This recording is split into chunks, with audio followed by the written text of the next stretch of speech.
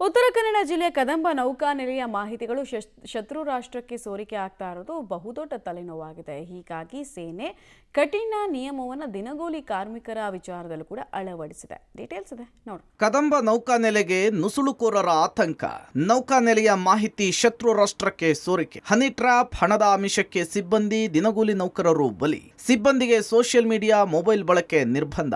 ನೇಪಾಳ, ಒಡಿಶಾ, ಜಾರ್ಖಂಡ್ ಸೇರಿದಂತೆ ದೇಶದ ಗಡಿ ಭಾಗಗಳಲ್ಲಿ ನುಸುಳುಕೋರರು ಭಾರತದ ಗಡಿಗೆ ಪ್ರವೇಶಿಸಿ ತಮ್ಮ ಆಧಿಪತ್ಯ ಸ್ಥಾಪಿಸ್ತಾ ಇರುವ ಬೆನ್ನಲ್ಲೇ ಇದೀಗ ಉತ್ತರ ಕನ್ನಡ ಜಿಲ್ಲೆಯ ಕದಂಬ ನೌಕಾನೆಲೆಯಲ್ಲೂ ಕೂಡ ದಿನಗೂಲಿ ನೌಕರರು, ನುಸುಳುಕೋರರು ಇರುವ ಆತಂಕ ಮೂಡಿದೆ.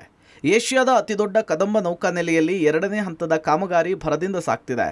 ಈ ನೌಕಾದಳದಲ್ಲಿ ಹೊರ ರಾಜ್ಯದಿಂದ ಕಾರ್ಮಿಕರನ್ನು ಕರೆಸಿ ಕೆಲಸಗಳನ್ನು ಗುತ್ತಿಗೆ ಪಡೆದ ಕಂಪನಿಗಳು ಮಾಡಿಸ್ತಿವೆ. 5,000ಕ್ಕೂ ಹೆಚ್ಚು ಜನ ವಿವಿಧ ವಲಯದಲ್ಲಿ ಕಾರ್ಯನಿರ್ವಹಿಸ್ತಾ ಇದ್ದಾರೆ. ಇತ್ತೀಚೆಗಷ್ಟೇ ಈ ಕಾಮಗಾರಿ ಮಾಡುವ ಕೆಲಸಗಾರರು ನೌಕಾನೆಲೆಯ ಸ್ಥಳಗಳ ಫೋಟೋ ಸಮೇತ ಮಾಹಿತಿಯನ್ನ ಹಣದಾಸೆಗೆ ಪಾಕಿಸ್ತಾನಕ್ಕೆ ಮಾರಾಟ ಮಾಡಿ ಕೊನೆಗೆ ಜೈಲು ಪಾಲಾಗಿದ್ರು. ಹೀಗಾಗಿ ನೌಕಾನೆಲೆಯಲ್ಲಿ ಕೆಲಸ ಮಾಡುವ ದಿನಗೂಲಿ ಕಾರ್ಮಿಕರ ಮೂಲ ಹುಡುಕುವ ಕೆಲಸಕ್ಕೆ ನೌಕಾದಳ ಕೈ ಹಾಕಿದೆ. ಆಧಾರ್ ಸೇರಿದಂತೆ ಹಲವು ದಾಖಲೆಗಳ ಪರಿಶೀಲನೆಗೆ ಜಿಲ್ಲಾ ಪೊಲೀಸರ ಮೂಲಕ ಮುಂದಾಗಿದೆ.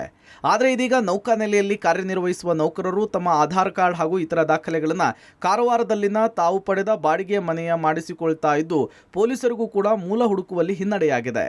ಇದೀಗ ಕಾರವಾರದ ಆಧಾರ್ ಕೇಂದ್ರದಲ್ಲಿ ಹೊರ ರಾಜ್ಯದ ಜನ ದಾಖಲೆಗಳನ್ನು ಸ್ಥಳೀಯವಾಗಿ ಮಾಡಿಸಿಕೊಳ್ತಿದ್ದಾರೆ. ಇದರ ಬಗ್ಗೆ ಪೊಲೀಸ್ ಇಲಾಖೆ ಸಮರ್ಪಕವಾಗಿ ತನಿಖೆಯನ್ನು ನಡೆಸಬೇಕು ಹಾಗೂ ಆಧಾರ್ ಬದಲಾವಣೆ ಮಾಡಿಕೊಳ್ತಾ ಇರುವ ಕಾರ್ಮಿಕರ ಮೂಲ ತಪಾಸಣೆ ಮಾಡಬೇಕು. ಹೊರ ರಾಜ್ಯದವರು ಅಂತ ಹೇಳಿ ನುಸುಳುಕೋರರು ಕಾರವಾರದಲ್ಲಿ ನೆಲೆ ಊರ್ತಾ ಇದ್ದು, ಈ ಬಗ್ಗೆ ಗಮನ ಹರಿಸದಿದ್ರೆ ಮುಂದೊಂದು ದಿನ ಅಪಾಯ ಕಟ್ಟಿಟ್ಟ ಬುತ್ತಿ ಅಂತ ಹೇಳಿ ಸ್ಥಳೀಯರು ತನಿಖೆಗೆ ಆಗ್ರಹಿಸಿದ್ದಾರೆ. ದೇಶದ ಗಡಿ ಭಾಗದಿಂದ ಇಲ್ಲಿ ಉದ್ಯೋಗಕ್ಕಾಗಿ ವಲಸೆ ಬರ್ತಾ ಇದ್ದಾರೆ.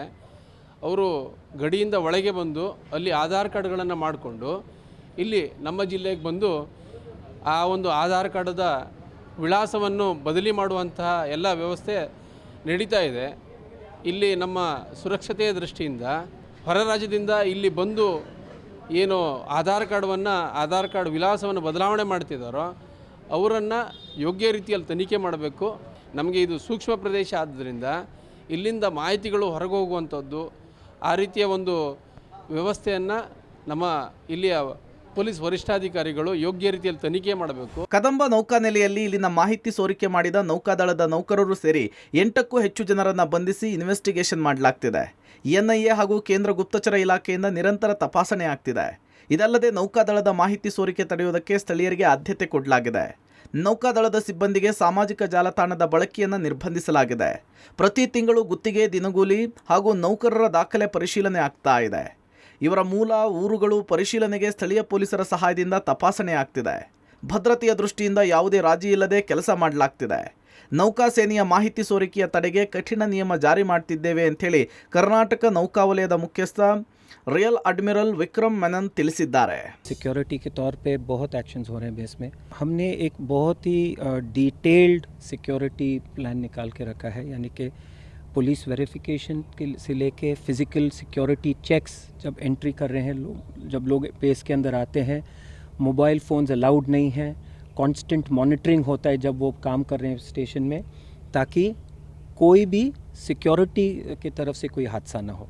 ये बहुत ही इंपॉर्टेंट चीज़ है. ಸದ್ಯ ಉತ್ತರ ಕನ್ನಡ ಜಿಲ್ಲೆಯ ಕಾರವಾರದ ಕದಂಬ ನೌಕಾನೆಲೆಯಲ್ಲಿ ಮಾಹಿತಿ ಸೋರಿಕೆಯ ತಡೆಗೆ ತಮ್ಮ ಸಿಬ್ಬಂದಿಗೆ ಮೊಬೈಲ್, ಸಾಮಾಜಿಕ ಜಾಲತಾಣ ಬಳಕೆಗೆ ಬ್ರೇಕ್ ಹಾಕಲಾಗಿದೆ. ದಿನಗೂಲಿ ನೌಕರರ ಮೂಲ ಹುಡುಕುವ ಕಾರ್ಯಕ್ಕೂ ಕೂಡ ಕೈ ಹಾಕಲಾಗಿದೆ. Naveen Sagar, public TV, Karwar.